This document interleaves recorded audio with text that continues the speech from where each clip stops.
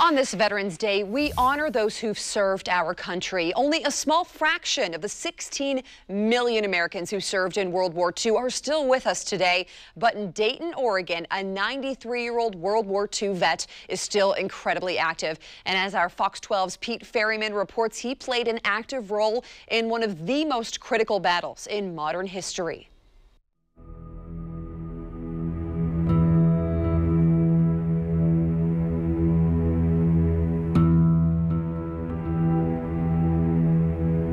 June 6, 1944. Thousands of young men risking their lives for nothing less than the fate of the free world. A fate that would be largely decided that very morning.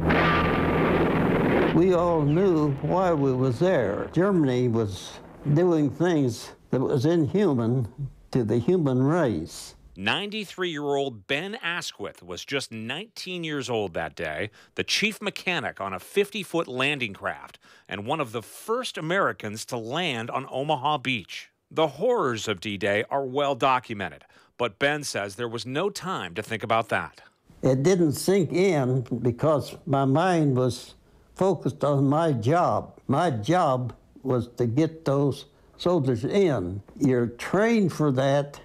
You go through this rigid training, and that's what you do. Just 1 year earlier, Ben was a student at Dayton High School in Yamhill County with a deep sense of patriotism. I guess it's 43. I was 17. I went in when I was 17.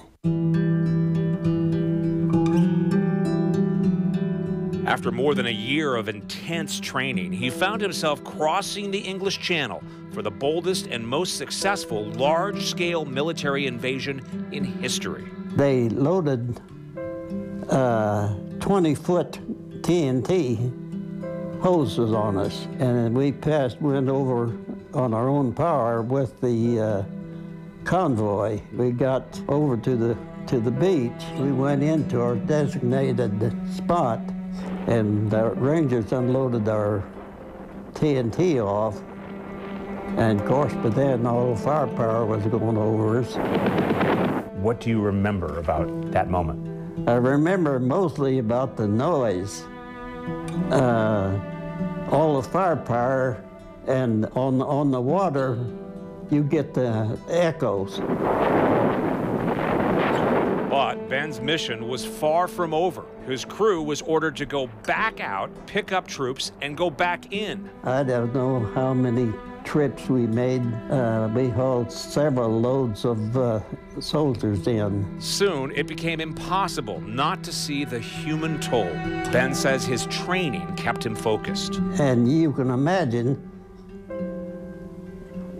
if a person would start looking at the beach and seeing that, I might turn around and run back the other way.